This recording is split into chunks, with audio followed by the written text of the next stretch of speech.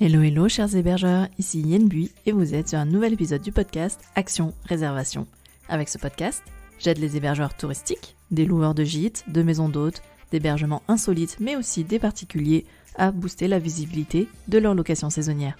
Si vous avez décidé de lancer votre business de location touristique ou si vous souhaitez optimiser votre stratégie pour booster vos réservations, alors ce podcast est fait pour vous. Chaque semaine, je vous livre des conseils faciles à mettre en action au travers d'épisodes au format court ou avec mes invités qui viennent partager leur expertise ou leur retour d'expérience.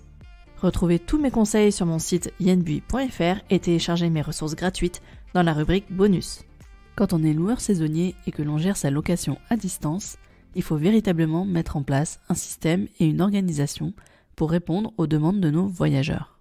Dans l'épisode du jour, c'est Emmanuelle Richard, propriétaire d'un appartement qu'elle loue dans le Dévoluy, qui vient nous partager son retour d'expérience. Après avoir réalisé des travaux et créé l'identité visuelle de sa location saisonnière, Emmanuelle s'est lancée dans la mise en ligne de son site web. Elle nous livre en toute transparence ses conseils et ses préconisations si vous décidez vous aussi de vous lancer dans la location touristique. Retrouvez Emmanuelle sur le compte Instagram Studio Super Dévoluy et sur son site web locationdévoluy.fr. Vous retrouvez bien évidemment tous ces liens dans les notes de l'épisode. Je vous laisse donc découvrir mon échange avec Emmanuelle et vous retrouve comme d'habitude à la fin de l'échange pour la conclusion. Belle écoute à tous. Hello Emmanuelle, merci encore. Un grand merci de venir partager ton expérience de loueur au micro du podcast. Ton profil est vraiment intéressant pour moi parce que tu gères ta location saisonnière à distance. Et c'est vrai que j'ai été la première sur le podcast que j'interviewe qui gère sa location à distance. Et pour commencer, j'ai 2 questions, si tu le veux bien. C'est comment est-ce que déjà tu as géré la phase de travaux de rénovation de ton studio, parce que je sais que tu as démarré par cette étape. Et deuxième question, comment tout simplement tu gères tes réservations et l'accueil des voyageurs? Est-ce que tu fais appel à une conciergerie? Hello Yen, écoute, je te remercie déjà pour ton invitation. Donc pour répondre à tes 2 principales questions, donc effectivement moi je gère en full distanciel. Sur la première partie des travaux, en fait, donc non, j'ai pas de contact en direct sur la station puisque j'ai choisi avec quelques amis et artisans de mon côté d'intervenir directement dans mon appartement. En revanche, on s'est beaucoup appuyé sur effectivement les gens qui travaillent à la station depuis des années. Donc, on avait Christian Ricci, on avait Carly Butel, on avait Sylvie Schmitt et on avait aussi Adrien du service technique qui nous ont beaucoup aidés, beaucoup accompagnés aussi dans on va dire, les règles de bon usage en fait, de la résidence, que ce soit sur le respect des dates de travaux, sur les spécificités des bâtiments. L'idée étant pour nous de pouvoir respecter mon envie, mes ambitions, tout en s'adaptant un petit peu aux structures existantes. Ok. Donc, voilà pour la partie travaux. Après, pour la partie réservation, donc, finalement, c'est un peu sur le même modèle, c'est-à-dire que je gère tout de A à Z. Du démarchage du client en fait à la signature et à l'accueil des clients qui se fait de manière autonome. Donc, je ne travaille pas avec une conciergerie. J'ai eu travaillé avec différents intervenants pour le ménage. On se cherche encore sur ce plan-là. Okay. Et je dirais que nos contacts d'urgence sont un peu toujours finalement les mêmes que ceux qui nous ont aidés au moment des travaux. Donc, j'ai gardé les mêmes. Et voilà, d'ailleurs, si quelqu'un nous écoute sur ce sujet, on est toujours ouvert à un bon contact fiable sur la station pendant les saisons, parce qu'effectivement, il peut arriver qu'on ait des petits couacs en milieu de parcours à gérer. Voilà. D'accord. Et du coup, pour l'arrivée autonome, boîte à clé ou serrure connectée? Alors, c'est un peu un mix des deux, c'est-à-dire que c'est une boîte à clé connectée. Donc, en fait, ça me permet de générer les codes à distance. Oui. C'est des codes, l'avantage que ça a par rapport à des boîtes mécaniques qu'on peut trouver sur beaucoup de portes d'ailleurs Oui. dans les couloirs en se promenant, c'est que là, en fait, le code change à chaque locataire. On peut Oui. décider que le code soit à usage unique, qui fonctionne sur 2 jours, sur 5 jours, sur une semaine, sur un mois, ou que ce soit ce qu'on appelle un master pin, qui soit complètement... qui fonctionne en fait toute l'année jusqu'à ce qu'on décide de le retirer. Et t'en es satisfaite? T'as pas eu de bug avec? Franchement, aucun bug. En plus, ce qui est super avec cette boîte-là, c'est que ça t'envoie une notification quand tes piles arrivent en fin de vie. Et effectivement, chaque fois qu'on vient, moi, je fais la mise à jour, en fait. Et donc, j'ai le journal de toutes les tentatives d'ouverture. Donc, voilà, je sais ce qui a été tapé, quand, à quelle heure, pourquoi, comment, presque. Mhm. Donc non, il y a un suivi qui est assez quali avec ce type d'outils. Ouais, Et c'est vraiment top de pouvoir tout gérer à distance, même si je suis pas très très loin et que voilà, en cas d'extrême urgence, j'ai aussi la possibilité de monter. d'accord, ok. On pourra mettre dans les notes de l'épisode la référence de ton outil. Ouais, pas de souci. Ça s'appelle Igloo Home. Alors, nous, on a deux appartements parce que ma famille en a un autre aussi dans la Ok, résidence. Bon, celui-là, on le loue pas, donc c'est pour nous. Mais donc, du coup, c'est assez confortable puisque dans la famille, du coup, on peut se passer les clés oui, sans forcément se voir. Et en fait, donc, c'est le système Igloo Home et ça ok, existe donc soit en box, petite boîte à clés, mais ça existe aussi en serrure. Alors, on s'était posé la question, mais je pense que si certains sont intéressés par le sujet, ouais. ok, C'est un truc assez fiable. Ouais. ok, super. Bah, merci, je mettrai les notes pour ceux qui seraient intéressés. Concernant ta stratégie de communication, tu gères tout depuis le début, toi-même, à savoir ton compte Instagram et ta page Facebook. Est-ce que tu as mis en place une stratégie particulière? Est-ce que tu as vraiment calé une stratégie des réseaux sociaux de manière spécifique? On peut parler par exemple de Alors, rythme de publication. Enfin voilà, j'ai plusieurs questions en fait autour de ça. Alors, effectivement, bah, comme tu le sais, moi, c'est un peu mon métier, hein, de base, la communication. Mhm. Donc, c'était, on va dire, la partie facile de ce truc-là. Et à la fois, c'est aussi la partie facile et la moins, enfin, celle qui mériterait de s'investir un peu plus aujourd'hui. J'aurais aimé avoir effectivement une stratégie réseaux sociaux un peu plus rigoureuse que celle-ci. Mais voilà, le travail aussi au quotidien et la vie faisant que finalement, on est happé par d'autres occupations, fait que je ne suis pas très assidue sur le suivi on va dire de ma En stratégie. moyenne, tu publies tous les combien? Tu arrives à publier tous les combien? Très bonne question. J'ai pas regardé Il me juste avant semble- qu'on commence. J'aurais tendance à dire peut-être qu'en saison, tu as l'air de publier au moins 1 à 2 fois par semaine. En hors saison, quand même moins. Mais en pleine Alors, saison, 1 à 2 fois par semaine, non, peut-être pas. J'essaye 1 fois par semaine, effectivement, en saison, donc que ce soit mhm. saison estivale ou saison hiver. Après, c'est pas forcément toujours un post, mais ce que j'aime bien de temps en temps, c'est animer avec des stories, Oui, parce que c'est plus rapide à faire. Et l'avantage, c'est que moi, je le fais aussi enfin, en fait, j'ai relié la oui, page Facebook à l'Instagram pour qu'il y ait vraiment une duplication donc des posts, que ce soit story tout à fait. ou des posts. On essaie de varier un petit peu les contenus. Des fois, c'est de la vidéo, des montages sur des sorties. Là, par exemple, en tête, là, je crois que la dernière vidéo, c'était à l'automne, tu vois, les randonnées, les gorges du Rif à côté. Mhm. Voilà, l'idée, c'est vraiment de présenter l'appartement, mais pas seulement ça. Ce qu'on veut aussi, enfin, ce que je veux faire surtout, c'est promouvoir un peu la station. Je n'ai pas le talent de l'office de tourisme, mais l'idée, c'est de venir aussi en appui de la page du Dévoluy Mhm. voilà, pour pouvoir aussi pousser les messages un peu plus loin, parce que les gens ne sont pas forcément abonnés au Dévoluy et inversement. Donc, l'idée, c'est de croiser les infos. Tu dirais que tu mixes à peu près comment en termes de proportion entre les publications sur ton appart et celles de la station. J'ai vu que tu faisais aussi des partages de météo, parce que bon, on est en station de montagne, les actus, les activités, comme tu dis. T'es quoi? T'essaies de faire 50-50 ou comment tu Non, gères? non, je dirais que c'est plutôt du 80-20, 80 pour la station, 20% pour Ok, l'appart. Parce que c'est vrai que pour l'appartement, bon, il y a eu par exemple le suivi des travaux, je pense que c'était assez intéressant. Il y avait un petit peu les transformations.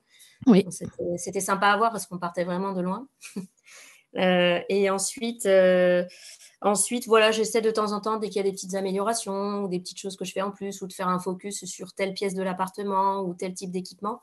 mhm. Mais sinon, voilà, c'est plutôt des focus activités, des focus, comme tu dis, météo, des news. Mais par contre, c'est vrai que globalement, dans à peu près chacun des postes, même si ça ne parle pas de l'appartement, je rappelle toujours les disponibilités Oui, d'accord. et les informations de contact. Voilà. Ok. Parce que je me dis, En fin de poste, en fait, tu mets un exactement. petit récap. Ok. Voilà. Concernant la page Facebook, aujourd'hui, c'est un outil que tu utilises de manière secondaire par rapport à Insta. Et est-ce qu'aujourd'hui, tu penses que ça vaut le coup encore d'en avoir une? Alors oui, clairement, aujourd'hui, je pense que ça vaut le coup d'en avoir une, puisque pour moi, la population qui est sur Instagram n'est pas forcément la même que sur Facebook. Instagram, je dirais, une cible qui est un petit peu plus jeune quand même. Mhm. On peut avoir beaucoup de familles, même des mamies qui organisent des vacances. Moi, j'en ai pas mal sur Facebook. Oui. Donc, ils sont d'ailleurs assez à l'écoute pour l'organisation de leur séjour, d'avoir des infos activités, ce genre de choses. Oui. Et voilà, on ne touche vraiment pas la même cible. Donc, moi, je duplique le contenu de l'un à l'autre. Oui. Et ensuite, je suis aussi dans des groupes sur Facebook où là, je partage les disponibilités. Je réponds à des demandes de gens qui cherchent des locations. Donc, non, Facebook, je pense que c'est très utile en termes de visibilité et en termes de génération de leads aussi. Oui. Même si c'est vrai que parfois, on y passe beaucoup de temps pour un retour sur investissement qui n'est pas forcément énorme. Mais bon, de toute façon, toute publicité, tant qu'elle est bonne à prendre. D'accord. Ok. Donc, voilà. Est-ce que tu prévois d'être sur d'autres réseaux sociaux à l'avenir? À date, là, non. Ok, c'est J'avoue déjà que pas tout mal ce en qui termes de temps, est ouais, j'imagine. TikTok, Snap, je trouve que ça peut être marrant si on fait des petites vidéos humoristiques, mais j'ai plutôt comme projet, moi, si tu veux, de travailler un peu plus en profondeur sur le référencement naturel de mon site web à moi. Ok. Ah bon, on va y Et venir à ce sujet, ouais. ouais. Ouais. Pour terminer, sur la partie réseaux sociaux, aujourd'hui, tu gères quasiment tous tes contacts, ton calendrier, ton calendrier de réservation par les réseaux sociaux? Tu parlais tout à l'heure Euh, d'annoncer les dernières dispos, etc. C'est comme ça que tu gères ta visibilité, que tu gères tes infos? Exactement. Donc, en fait, en général, j'aime bien faire quand je suis prête à prendre les premières réservations, globalement, elles arrivent assez naturellement. Et quand je vois que ça commence à se multiplier sur une même période, dans ce cas-là, je mets un post, bon, voilà, réservation ouverte, ou c'est même d'ailleurs plus sous format story, Mhm. où là, je peux partager donc, les dernières actus week-end. Donc, je le fais beaucoup je le fais beaucoup en cours de saison aussi, s'il peut arriver qu'on ait des annulations ou des offres de dernière minute. Ça passe beaucoup par les réseaux sociaux. Et après, on est aussi sur les marketplaces, donc tout ce qui va être Airbnb, Booking, tout ça. Mhm. Mais là, je dirais que c'est plus pour générer du lead. Et d'ailleurs, là aussi, des fois, j'ai tendance à oublier un peu la mise à jour des calendriers. Que t'es déjà fait avoir? Je me suis déjà fait avoir, non, mais j'ai déjà dû annuler des séjours, oui, parce que j'étais déjà engagée de mon côté. Et comme D'accord. j'aime bien avoir une gestion intégrale et pouvoir choisir les gens qui viennent, je privilégie toujours les contacts directs, déjà parce que ça coûte moins cher pour tout le monde Tout aussi. à fait, ouais. Ouais, avec les Donc, commissions, ouais. ouais, ouais. Ah oui, dernière question pour les réseaux sociaux. Est-ce que tu programmes tes publications ou est-ce que tu fais vraiment à l'instant T? Non, je fais toujours du direct, moi. D'accord, J'aime ok. bien le danger. J'ai eu l'envie de faire justement de programmer, mais comme je disais tout à l'heure, je manque d'assiduité là-dessus et il Ok. faudrait que je prenne un temps vraiment. Il faut que je réorganise mon emploi du temps là pour pouvoir justement gagner en efficacité aussi en programmant davantage. Mais j'imagine que dans ta tête, en fait, tu as une idée, tiens, il va falloir que je publie ça, il va falloir que je publie ça. J'imagine que c'est dans ta tête pour l'instant, Oui, ce oui, petit calendrier. Ok, complètement. je vois bien. Je joue beaucoup à l'instinct et puis des fois, c'est aussi les actus qui m'amènent du contenu. Et c'est vrai que petit tips au passage, moi j'ai la chance de pouvoir monter à Super Dévoluy assez régulièrement dans l'année puisque je suis à 3 heures de la station. Mhm. Et donc du coup, c'est vrai que chaque fois que j'y monte, aux grandes dames des gens qui m'accompagnent, je passe beaucoup de temps à faire des photos, des Ouais, tu te fais vidéos, un des stock. trucs. Voilà, et je me stocke en fait pour des images de l'appart, des images de la station, des activités, des trucs. Il pleut, il neige, il fait ci, il fait mi. Et comme ça, en fait, j'ai de quoi alimenter une Sur année en fait. les... Ouais, ok. Jusqu'à ce que tu Ouais. reviennes, quoi, en tout cas. Au moins Voilà, jusqu'à c'est ce que ça. tu reviennes. Ouais, ouais, je connais bien. Ça me rappelle mes années CM, tu vois, de community Voilà. management. Revenons sur ta stratégie de com, toujours. En 2022, tu as décidé de la professionnaliser un peu plus. Mhm. Tu as communiqué avec un logo, un site web que tu as mis en ligne l'année dernière et tu as aussi réalisé un support print, un flyer. Est-ce que tu peux nous en dire plus sur chaque élément? Ouais. Alors le logo, effectivement, bon ça c'était déjà on va dire dans mon ADN, hein. J'avais pour projet donc d'identifier vraiment l'appartement, de lui trouver un nom, voilà, de qu'il puisse se démarquer non pas seulement par sa rénovation, mais aussi par son nom, par son emplacement, qui soit voilà facilement identifiable. Donc l'idée du logo s'est imposée un peu d'elle-même. Et comme c'était un peu mon boulot au quotidien depuis plus de 12 ans, voilà, je me suis dit, bon, je vais me lancer dans un truc un peu rapide. Il a fallu également aller assez vite là-dessus, puisque c'est vrai que le problème des réseaux sociaux, c'est qu'on se fait souvent piquer nos photos. Peut-être Mhm. que si certaines personnes nous écoutent, se reconnaîtront. Donc, du coup, voilà, l'idée, c'était aussi de pouvoir identifier les photos qui m'appartiennent. et que quitte à ce qu'elle soit diffusée, qu'elle fasse aussi de la pub pour l'appartement. Oui, d'accord. Donc voilà, donc moi j'ai fait ça sous Photoshop moi-même. Après, on peut passer par des prestataires, il en existe plein hein, pour faire des logos. Il y a même des logiciels qui peuvent t'en proposer de manière assez simple et sans que ce soit des coûts astronomiques. Mais toi, c'était Euh, vraiment pour marquer tes photos, en fait. Une des priorités, c'était ça. alors, il y en avait deux, c'était vraiment marquer les photos et identifier l'appart et vraiment qu'on puisse, voilà. En fait, il y avait aussi l'objectif du site internet. Donc, le logo, pour moi, fait partie du package aussi image de marque d'un lieu ou d'un Mm. hébergement. Et l'idée, c'était vraiment de créer un vrai produit, De manière de location professionnelle, quoi. comme un hôtel, quoi. Ouais, voilà. Ouais, c'est ce que j'allais dire. Ce qui est intéressant, c'est que bien que le fait que ton activité de location saisonnière, c'est une activité bah, de secondaire, hein, c'est une Mm, mm. activité de complément de revenu dans ton cas, je trouve ça intéressant que tu aies voulu professionnaliser, donc notamment avec la création d'un logo. Et du coup, derrière, comme tu viens de le dire, avec un site web. Du coup, tu as travaillé avec un prestataire, c'est toi qui l'as fait, ce site? Alors, le site internet, effectivement, donc j'ai fait appel à un prestataire, mais qui est aussi un très bon ami à moi, Mhm. qui se lançait justement dans la production de sites internet à ce moment-là. Donc, c'est Site Web Montpellier. Et donc, voilà, pour la création de son projet et de notre projet commun aussi, finalement. On a travaillé ensemble, donc on a co-créé le site de A à Z, du choix des photos, sur le design, sur l'ergonomie, quels étaient les éléments qu'on allait mettre en place, qu'est-ce qui serait intéressant. Ça nous a permis aussi de tester et de toucher à différentes technologies sur la création de site web. Aujourd'hui, on a un truc qui plaît pas mal d'ailleurs, c'est toute la partie, on va dire, visite virtuelle, ce qu'on appelle du hotspot, c'est-à-dire qu'en fait, pièce par pièce, les gens peuvent se balader sur la photo et tu as une petite légende qui apparaît Oui. qui dit bah voilà, là vous avez tel équipement, tel truc, tel machin. Et c'est vrai que les gens aiment bien. Et nous, ce qu'on voulait aussi, c'est que le site web soit vraiment, euh, on va dire, ultra conforme et très précis sur ce que les gens allaient louer pour qu'il n'y ait pas de mauvaise surprise. C'est-à-dire que nous, Oui. enfin, en tout cas, mon ambition à moi, c'est que les gens qui voient le site, les gens qui voient les photos, il n'y a pas de trafic sur les photos, il n'y a pas de retouche, c'est vraiment brut de brut.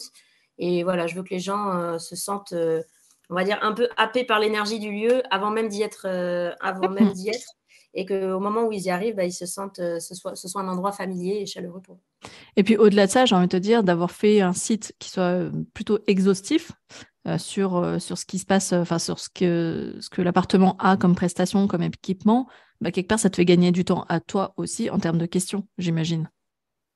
Alors oui, non, Ah, parce que t'en as quand même? les gens lisent pas toujours. Ça, Les c'est gens aiment vrai. bien les images. Non, les gens aiment bien poser des questions avant de voir souvent. Après, moi, c'est pas un souci parce que j'aime bien discuter avec les gens. Donc du coup, je redis et je répète souvent ce qu'il y a et c'est pas gênant. Mais oui, oui, effectivement, même pour nous, hein, on s'était dit, voilà, les gens qui nous contactent potentiellement peuvent avoir déjà visité virtuellement l'appartement et se disent si oui ou non, ça peut leur convenir. Ouais. Je dirais que ça qualifie quand même déjà un peu plus les gens. Non, mais Parce ce qui est que intéressant, c'est souvent, on les aussi que contacte. ça permet de voir l'agencement, en fait. Parce que mettre des Oui, photos, si elles sont pas côte à côte, des fois, tu as du mal à te rendre compte et du volume et de l'agencement et de l'aspect fonctionnel, en fait, surtout que là, on est sur des surfaces qui sont relativement petites, oui, entre guillemets, sur des stations de montagne, c'est toujours des apparts de montagne, quoi. oui, Donc, effectivement, je trouve que c'est intéressant, c'est qu'on se rend compte du volume réel, en fait. Et exactement. effectivement, c'est pas des photos qui sont surjouées, où on se Non. dit pas, waouh, il y a un grand, grand espace, alors qu'en fait, une fois que tu arrives, tu te rends compte que c'est un petit coin, un petit coin montagne, comme on appelle ça. Euh, Ouais, ouais. ok. En termes de coût, tu veux partager le coût global que ça peut constituer, ou en tout cas sur une Alors, fourchette sur laquelle on peut s'attendre? oui. Alors, sur un site comme le mien, moi, je ne vais pas parler vraiment de coût, puisque comme j'ai participé à la conception, si tu veux, je n'ai pas payé la même chose que quelqu'un de novice, voilà, qui Mm. sait pas mettre les mains dedans. Je dirais que pour un site en one page comme ça, qui suffit hein, pour ce qu'on en fait, parce que moi, aujourd'hui, c'est un site one page sur lequel il y a toutes les infos sur une seule page. Un site comme ça, aujourd'hui, on peut en trouver pour moins de 1 000 euros. Ouais. D'accord. Ok. Après, ça représente toujours un investissement, mais c'est quand même quelque chose qui, aujourd'hui, me semble, moi, indispensable à notre époque. On peut pas, voilà, on peut pas ne pas exister sur la toile et à mon sens, en tout cas, je trouve ça plus rassurant aussi parce qu'on sait qu'il y a aussi beaucoup d'arnaques via les réseaux sociaux. Avoir un site web, c'est aussi un gage de confiance pour les gens. Mhm. Donc, de voir que toutes les infos sont reliées entre elles et toutes les plateformes et que voilà, ça sécurise aussi les gens. On parle quand même d'argent, de location. Il y a des gens qui économisent toute une année pour leur budget vacances. Donc voilà, l'idée, Ouais, c'est je aussi te rejoins. qu'ils se sentent safe, quoi. Et puis comme je dis toujours, le site t'appartient, quoi, Oui. Ah oui, contrairement aux oui, réseaux sociaux. oui, complètement. Le site est à moi. Il faudrait que je l'actualise un peu plus là, mais c'est prévu dans les prochaines semaines. Mais effectivement, voilà, il m'appartient. Et c'est vrai qu'il y a beaucoup de prestataires, même de créa de sites web, qui te font des sites web pas chers, mais tu n'en es jamais propriétaire. Là, moi, j'en Ouais, suis oui, propriétaire. Si effectivement. demain, je veux le changer complètement, rajouter 28 pages, je peux. Ouais. En termes de support com, on va parler d'un flyer que tu as créé. J'aimerais bien savoir ce que tu en as fait, quel était l'objectif avec ce flyer pour toi, en fait. Alors, exactement. J'ai créé un petit flyer, donc pareil, à l'issue des travaux pour lancer, on va dire, la location. Mhm. Donc, c'était un joli petit flyer recto verso. Donc, au recto, il y a quelques petites photos de la station, les infos générales sur l'appartement. Et au dos, il y avait un peu un listing été et hiver de toutes les activités qu'on peut trouver sur la station. Et un petit QR code aussi vers le compte Instagram. Donc, ce flyer-là a eu la chance de parcourir la France, puisque chaque fois que j'ai eu de la visite à la maison, moi, je me suis permis de refiler des petits tas de flyers un peu à tout le monde. L'idée, c'était d'arroser un peu toutes les zones de vacanciers, tout simplement. D'accord. Euh, et que mes amis, ma famille, mes proches puissent en parler autour d'eux et faire connaître l'appartement. Bon, il faut savoir que sur un flyer, globalement, on est sur un taux de retour entre 1 et 2%. Donc moi, j'ai fait faire 1000 flyers, ça m'a coûté un peu moins d'une quarantaine d'euros. Mhm. Et en termes de retour, voilà, on peut se dire, bon, c'est un investissement, ça ne rend pas grand-chose. Mais bon, quand même, si déjà sur 1000 flyers, on peut déjà glaner 10 locations, Oui, bon, c'est c'est déjà déjà pas pas mal. mal. Ouais, ouais, Sur une ouais. saison, 10 locations, c'est énorme. Ouais, ouais. D'accord. Et aujourd'hui, tu arrives à sourcer l'origine de tes contacts entrants en leur demandant si ça vient du flyer? Tu arrives à le savoir? Ou tu penses pas le Alors, demander? je leur demande tout le temps. Par contre, ce que je fais, moi, c'est que j'ai des outils de tracking. Donc, en fait, je suis les Ah stats. oui, Je peux savoir. t'as le QR code, c'est vrai. Mm. Ouais, j'ai le QR code. Donc, j'arrive à savoir, en fait, combien de gens ont flashé ce QR code, sur quelle période. Voilà. Donc, Ok, moi, j'en mets dans les commerces autour de moi. Bon, il y en a peut-être quelques-uns qui ont été vus sur la station aussi, puisque j'en ai distillé un peu partout. Et chez des commerçants chez qui on aime bien renvoyer du monde aussi et qu'on ok, apprécie sur la station. d'accord. Justement, tu as mis ton site en ligne il y a peu de temps. Est-ce que tu peux déjà nous faire un premier retour sur les réservations ou les contacts, en tout cas, que tu as pu générer grâce à ce canal? Ce serait Ouais. intéressant de partager un retour, même si ça fait quoi? Ça fait déjà 1 an ou ça fait 6 mois? On en est où là? Je me souviens plus de quelle est la Alors, date de ta mise en ligne. la Printemps mise en ligne, 2022. le premier site, en fait, parce que j'avais fait une première version. La première version, on l'a lancée en 2021. Bon, on l'a lancée un peu vite, parce qu'il fallait la lancer. Et puis finalement, de tout ce qui avait été fait, on a tout déconstruit et reconstruit. Et ça, on l'a fait en juin 2022. D'accord. Et depuis juin 2022, pour te donner quelques stats, moi, j'ai reçu à peu près 48 contacts par mail. Je n'ai pas compté les contacts téléphoniques parce que voilà, je leur demande souvent quand je les ai au téléphone, je leur dis ah mais vous m'avez trouvé où? Mhm. Souvent sur Google, ça marche bien aussi. Donc on a eu ouais, voilà, à peu près 48 mails de location effective sur la saison 2022-2023. Peut-être même 3, j'ai un doute, mais Trois, tu m'as dit quand on avait il me préparé semble que c'est l'épisode. 3, ouais. J'ai Mm. eu 2 semaines de location. Oui, bah, c'est ça, j'ai eu Nouvel An, j'ai eu une semaine février et un week-end en janvier, donc D'accord. qui venait du site. Donc globalement, ouais, 3 locations, c'est quasiment presque la moitié finalement de ce que je loue sur une saison. Du coup, ouais, t'as un chouette taux de transfo. Donc, si j'ai bien compris, l'origine du trafic sur ton site, ça vient principalement du référencement naturel, d'Instagram, d'autres sources de trafic? Globalement, non, ça va essentiellement passer par oui, la recherche Google. Les gens vont assez naturellement tomber sur le site web. Et après, on fait aussi beaucoup de liens entre l'Instagram, le Facebook. Dès qu'on poste une photo, ce qui est intéressant aussi, c'est de mettre beaucoup de mots-clés, Oui. puisque ça aide à faire remonter le site. Donc, c'est plein de petites techniques comme ça Mhm. qu'on utilise pour faire remonter de manière assez naturelle le site Internet dans les résultats. Ouais. Et c'est vrai que comme il n'y en a pas des masses aussi, bah, finalement, c'est assez facile de remonter. Et là aussi, on suit les stats. Là, je ne les ai pas regardées depuis longtemps, mais D'accord. même sans investir de la pub sur Google, on est quand même déjà pas trop mal. La bonne nouvelle, oui, c'est que c'était déjà bien référencé visiblement après seulement 6 mois. Enfin, six Oui, sept oui, mois, voilà, c'est quoi. ça. Ouais, Ouais, c'est d'accord. assez rapide. Bah, c'est ça aussi, Euh, je pense, l'avantage de s'entourer de gens dont c'est le métier. C'est que assez rapidement, on peut avoir des tips sur pas mal de choses. Moi, j'avais déjà une affinité, et puis bah, Noam, avec qui j'ai fait le site, lui, t'as, c'est t'as- son boulot. t'as- voilà, tu as donné encore plus de conseils. Euh, Voilà. Aujourd'hui, tu n'as pas de channel manager, tu n'as pas d'outil t'as pas de moteur de réservation en ligne. C'est un Non. choix, c'est en prévision, qu'est-ce que tu peux nous dire là-dessus? Alors, c'est un choix. Et déjà, c'est vrai que quand j'ai de la réservation via les marketplaces, ça ne me plaît pas trop. Puisque moi, je travaille beaucoup à la confiance. J'aime bien avoir les clients au téléphone, discuter un petit peu avec eux, les ressentir. Donc, ça Mhm. peut paraître un peu bizarre, mais non, non, moi, je marche beaucoup à la confiance, parce que c'est pas comme si je louais un appartement qui était dépersonnalisé ou auquel je ne tenais pas. C'est que je loue chez moi, donc j'ai besoin voilà, de sentir les gens, et j'aime bien avoir cette gestion intégrale. Donc pour moi, il n'est pas question d'automatiser ce système-là, et d'autant que je ne suis pas non plus sur un volume de location qui n'est pas gérable, en fait.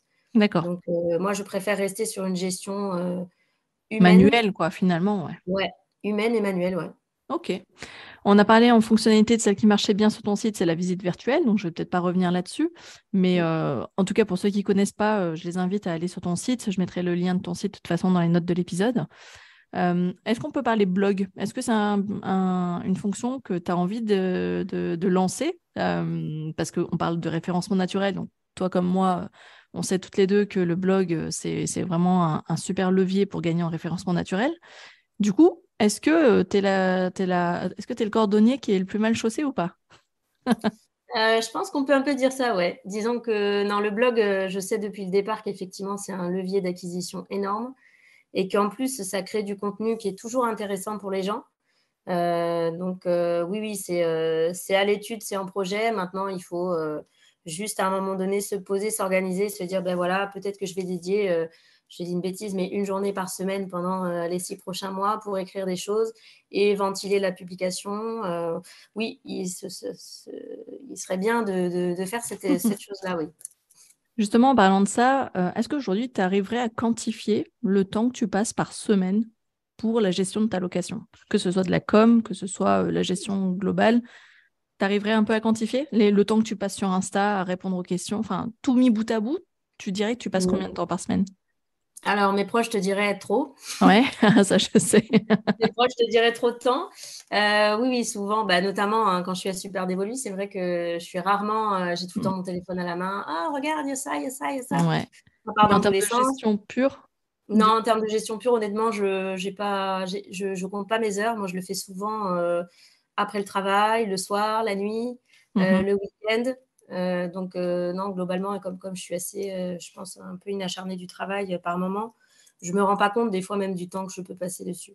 Et puis, D'accord. comme j'ai un petit côté perfectionniste, c'est vrai que des fois, sur les photos, je me dis, ah non, là, le cadrage n'est pas exact, ça, c'est pas bien, faut le faire comme ça. Donc, des fois, je commence et puis je mets de côté, puis je reviens dessus.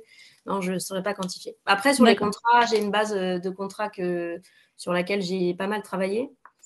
C'est peut-être un des seuls éléments que j'envoie pas d'ailleurs aux gens extérieurs. Euh, mais, euh, mais voilà, j'ai beaucoup travaillé là-dessus, et ça me permet de gagner beaucoup de temps, puisqu'il y a eu la création d'un livret d'accueil aussi dans l'appartement, Ouais. donc qui regroupe l'inventaire, les activités qu'on recommande, les commerçants qu'on recommande. Mais après, c'est vrai que du coup, j'ai pris du temps qui me fait aujourd'hui gagner du temps dans cette gestion-là. Mhm. Mais après, il y a des données qui sont incompressibles sur les réseaux sociaux. Là, c'est vraiment du cas par cas à chaque fois. D'accord. Il y a des posts, ça peut me prendre 10 minutes, et il y en a, ça peut me prendre 1 heure et demie. Pour revenir sur ton livret d'accueil, parce que je rebondis, sache que de toute façon, si tu devais demain lancer un blog, le livret d'accueil est une bonne source de contenu déjà pour redémarrer, hein, je te le dis. Vu que tu Ah, mets tes bon, conseils dedans. merci du Ne, tips. ne Je serait-ce le... que vu que tout ce que tu as mis dedans, tu as déjà travaillé pour ton blog, hein. Oui, oui, oui, oui, Les restos, les commerces que tu recommandes, c'est ce que tu peux typiquement mettre dans le blog. oui. Ouais. On arrive vers la fin de l'épisode, vers la fin de l'interview en tout cas. Est-ce que pour terminer, on pourrait parler mindset, état d'esprit, parce que bon, bah, on se connaît maintenant depuis un petit moment, étant donné qu'on s'est rencontrés via mon activité de community manager de la station du Dévolu à l'époque.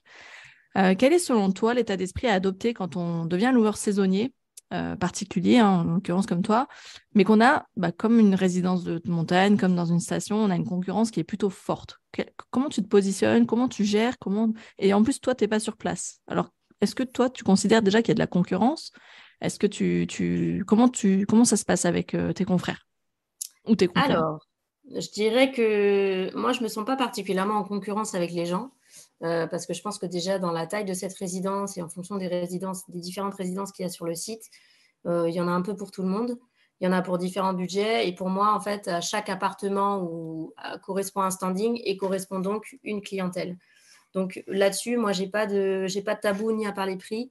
J'ai pas de tabou à parler de standing non plus, parce que je sais que moi, j'ai beaucoup investi dans mon appartement pour le faire changer justement de standing et attirer une clientèle peut-être un peu différente, qui ne connaissait pas forcément Super d'évoluer avant, ou qui va avoir peut-être un pouvoir d'achat un peu plus élevé, mais sans être non plus dans un pouvoir d'achat qui va aller dans des grosses stations type Avoria et compagnie. Mhm.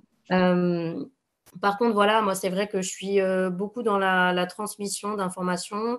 Au travers de mes travaux, j'ai rencontré pas mal de nouveaux propriétaires, de beaucoup de gens qui faisaient des rénaux, qui avaient pour projet de faire des rénaux. Moi, j'ai jamais eu de souci à inviter les gens à venir chez moi, voir ce que j'avais fait, leur montrer, leur dire, bah voilà, nous, on a fait le choix de faire ce truc-là, on a fait une vraie cuisine, on a mis du vrai électro, on a tout intégré, ou on a voulu faire une vraie chambre, voilà. Donc, entre guillemets, moi, je ne me sens pas volée dans mes idées, puisque je les donne bien volontiers. De toute façon, j'en ai toujours. Donc, ce n'est pas un souci. Et moi, je pense qu'il faut au contraire travailler en bonne intelligence avec les gens. Donc, c'est ce que j'essaie de faire au maximum. Aussi parce qu'il m'arrive souvent d'avoir des demandes de location de gens qui viennent à plus de personnes que la capacité de mon appartement ne peut le permettre. Donc, du coup, je suis souvent en recherche d'appartements complémentaires et je cherche des appartements qui sont dans le même standing que les Similaire, miens. ouais. D'accord. Ouais. Donc, j'aime bien rencontrer des gens, partager avec eux voilà, leur vision et la gestion de l'appartement pour pouvoir voilà, se filer des tuyaux. Et puis, voilà, à titre d'exemple, cette année, moi, déjà, je dirais depuis début janvier, grand max, dernière deadline, j'étais complète pour toutes les vacances de février. J'ai loué aussi tous les week-ends de janvier. Et j'ai quand même filé une dizaine de contacts à d'autres propriétaires avec qui j'étais en Super. contact. Donc pour moi, je pense pas que je considère pas qu'un tel vole un client à l'autre. Je pense qu'au contraire, il faut élever le niveau de la station, profiter du fait qu'il y ait beaucoup de nouveaux propriétaires pour ramener du standing, du confort moderne dans les appartements, amener une qualité de service qui soit différente et qui amène une qualité de clientèle qui soit meilleure aussi et qui permette à la station d'être pérenne. Voilà, des gens qui ont. Je comprends la volonté de vouloir rendre le ski accessible à tous, hein, c'est très noble. Après, je pense qu'il faut faire attention aussi au cassage de prix pour remplir à tout prix, parce qu'en fait, c'est une stratégie qui, pour moi, est hyper dangereuse et qui va justement déconstruire finalement la station sur le long terme, puisqu'on peut avoir beaucoup de dégradation, aussi bien des logements que des galeries, des gens qui arrivent avec toutes leurs courses, donc qui ne font pas vivre les commerces sur la station. Et bon, voilà, une station sans commerce, elle est morte. Hein, donc, je pense que Ouais, ouais, j'entends bien, ouais. clairement il faut penser long terme, il faut penser aussi à la suite, puisque bon, bah, voilà, la neige, surtout cette année, n'est pas forcément hyper présente, hein, malheureusement. Mais bon, voilà, on a la chance d'avoir une station qui est quand même assez dynamique et qui propose des tas d'activités sur site entre Super D et la Joux du Loup. Donc, je pense qu'il faut capitaliser là-dessus et continuer à redorer un peu la station. Et voilà. Voilà, je dirais Ok. mon mindset. Moi, je préfère louer moins, mais mieux. Ouais, puis ce qui est intéressant, comme tu dis, c'est que je sais qu'il y a pas mal de familles qui aiment venir en vacances à plusieurs familles, en fait, Oui. et avec les cousins, cousines, etc. Et du coup, qui sont à la recherche de plusieurs appartements, si possible, pas très loin les uns des autres. Voilà. Et là, ça peut être intéressant, comme toi, tu en as qu'un, c'est effectivement de pouvoir dire, mais ça tombe bien, j'ai d'autres amis propriétaires qui proposent, on est face à face, on est dans le même couloir, on est au même étage. Ça peut être vraiment chouette, ça aussi. Ça répond à une vraie demande. Il y en a beaucoup qui, de plus en plus, de familles qui, effectivement, partent en voyage, en vacances, à plusieurs familles. Ouais, et puis surtout que, bon, voilà, je pense que Super Dévoluy, c'est quand même, pour moi, la station familiale par excellence. Hein. Moi, Oui, j'y tout viens à depuis fait. petit. Donc, pour moi, il y a pas d'autre. Je dirais que c'est ouais, vraiment la station familiale par excellence où les gens viennent se retrouver quand nous, je le vois, même pour nous, hein, on est dispatchés aux quatre coins de la France. Donc, Super Dévoluy, c'est un peu notre lieu de ralliement. Je pense que ça l'est pour beaucoup de gens. Et il faut que cette station continue voilà, de nourrir cette essence-là. Et ce qui est bien aussi dans le fait de s'associer avec d'autres propriétaires, au-delà de pouvoir proposer plusieurs logements aussi, c'est d'avoir des logements de même niveau, de même standing, qui n'est pas de... Voilà, qui n'est pas d'écart, de oui, de décalage, prestations, ouais. de décalage de prestations. Et ça nous permet aussi d'être sur même des tarifications aussi qui sont plus élevées et qui, du coup, si tu veux, se complètent. On ne se tire pas la bourre, en fait, les uns les autres entre les prix. En fait, on s'aligne. Et on s'aligne. Moi, je sais aujourd'hui que par rapport à la taille de mon appartement, je suis sur une tranche haute. C'est complètement assumé aussi, parce que derrière, on a aussi beaucoup tu as mis les investi. travaux, ouais, tout à fait. Tu as Voilà, investi dans tes travaux. Au-delà des travaux, il y a eu beaucoup d'équipements. C'est un appartement qui est hyper suivi, hyper entretenu. Et puis, on est allé plus loin, que l'hébergement classique de tourisme, en fait. D'accord. L'idée, c'est vraiment que les gens se sentent comme chez eux. Puisque moi, c'est vrai que c'est mon deuxième chez moi. Et donc, je loue mon deuxième chez moi à des gens. Voilà. Ah bah, c'est une belle conclusion. C'est un joli mot de conclusion. Merci encore. Merci pour ton temps. Merci pour ta transparence surtout. Et toutes tes astuces qui vont aider, j'en suis certaine, de nombreux hébergeurs pour optimiser leurs coûts. En tout cas, je te souhaite... on arrive sur la fin de la saison d'hiver 2023, mais il y a encore l'été. Et je te souhaite surtout d'avoir un calendrier qui affiche complet. C'est le plus important. Après, moi, c'est pas, comme je te dis, j'ai pas pour objectif d'avoir un calendrier hyper complet. Moi, ce que je veux surtout, c'est des gens qui soient contents, qui reviennent et qui partagent le même amour de la station et voilà, qui se sentent bien chez moi. Donc, après, qu'ils soient 6 ou qu'ils soient 12 dans l'année, c'est tant mieux. Mais je finirai aussi sur cette phrase-là, si tu me le permets. C'est que moi, cet appartement-là, je l'ai pas acheté pour faire du business.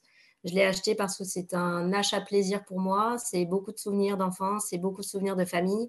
Et l'idée de le louer, c'est juste d'optimiser cet investissement-là. D'accord. On ne cherche pas à faire du bénéfice, on cherche pas, c'est pas notre objectif. Nous, ce qu'on cherche, c'est à pouvoir en profiter. Donc, c'est trouver le bon équilibre entre l'amortir dans ce qui coûte, parce que ça représente quand même un investissement important. Ouais. Et à côté de ça, pouvoir se garder aussi beaucoup de disponibilité pour pouvoir en profiter toute l'année. D'accord, super. Belle philosophie en tout cas. Merci à toi en tout cas. Et merci puis, pour ton partage et puis à très bientôt. Nous, on se verra sans doute dans peu de temps. Ouais. Merci à toi, à bientôt. Et voilà, chers hébergeurs, l'épisode touche à sa fin. J'espère que cette interview vous a plu, que cet échange avec Emmanuelle vous a donné quelques pistes, que ce soit au niveau des équipements à avoir pour votre location saisonnière, que ce soit dans l'état d'esprit. J'ai trouvé que c'était vraiment intéressant qu'elle nous partage son état d'esprit à avoir avec les autres propriétaires de location saisonnière également présents sur la destination. Et puis toute la partie site internet et réseaux sociaux, j'espère que ça vous a donné quelques pistes de réflexion. Vous pouvez retrouver comme d'habitude cet épisode retranscrit au format blog sur mon site yenbui.fr et retrouver également toutes mes ressources gratuites dans la rubrique bonus. En attendant, je vous retrouve comme d'habitude la semaine prochaine pour un nouvel épisode et d'ici là, portez-vous bien. Ciao ciao!